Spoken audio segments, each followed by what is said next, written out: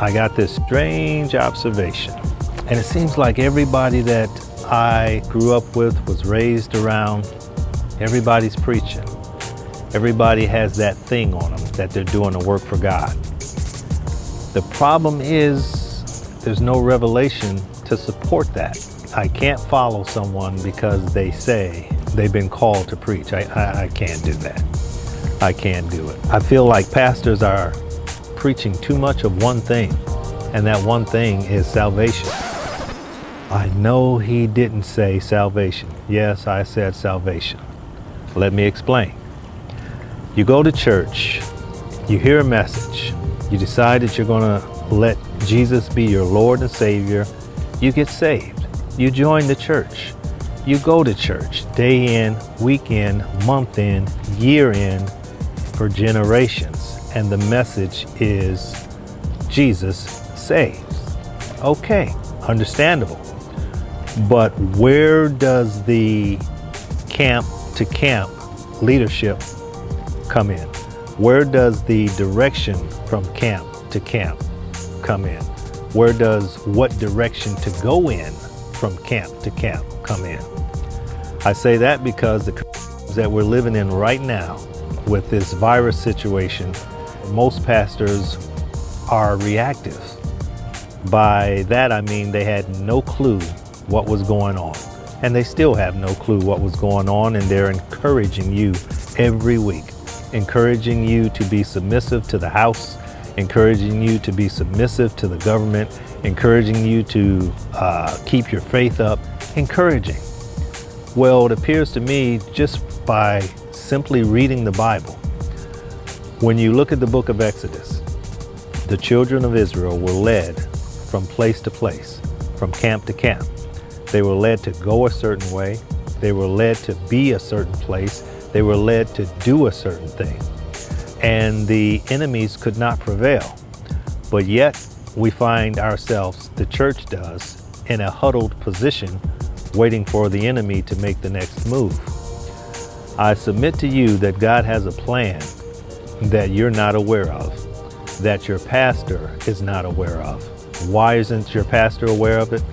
Because your pastor isn't preaching, teaching, or understand the entire Bible. He doesn't understand the entire Bible because he neglects to teach you who the people are. He neglects to teach you where the current places are that are in the Bible. He neglects to teach you that the old and the new have no conflict.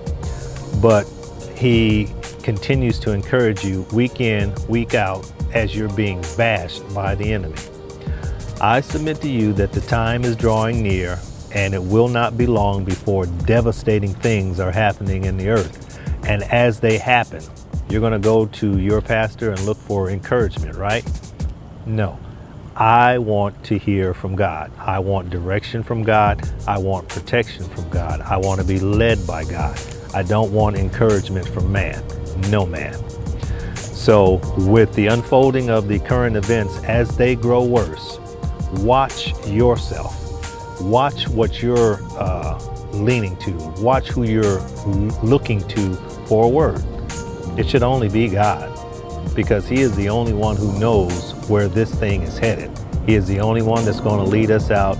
He's the only one that's going to keep us. And if you don't know who the people are in the book, your foundation is flawed. And as long as your foundation is flawed, you'll never come up with the right conclusion. It's like trying to build a house, and all of the tools that you use to build the house have been renamed. The plier is the screwdriver, the hammer is the nails, the hacksaw is some scissors, and you're trying to build a house.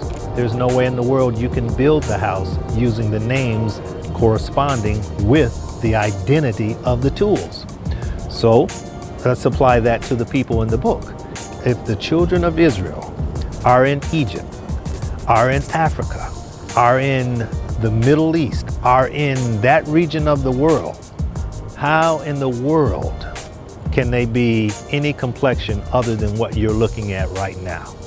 How can they be that? That's a question that you have to ask.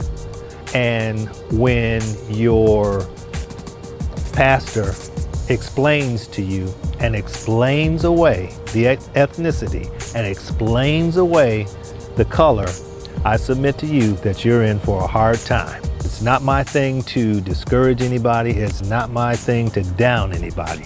But I do want everyone to experience more of God, and you can only do that when you have the truth. So I encourage you to ask your pastor. I encourage you to study for yourself, and you will come upon the truth if your heart is sincere. And you will also be able to identify your pastor as someone who's been either deceiving you or totally ignorant to the facts, which are in plain sight in the Bible. The times have changed. We're no longer in the salvation dispensation.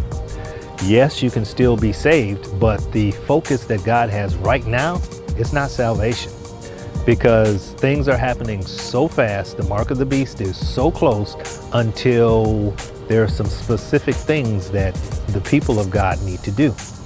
And Jew and Gentile alike are in this thing.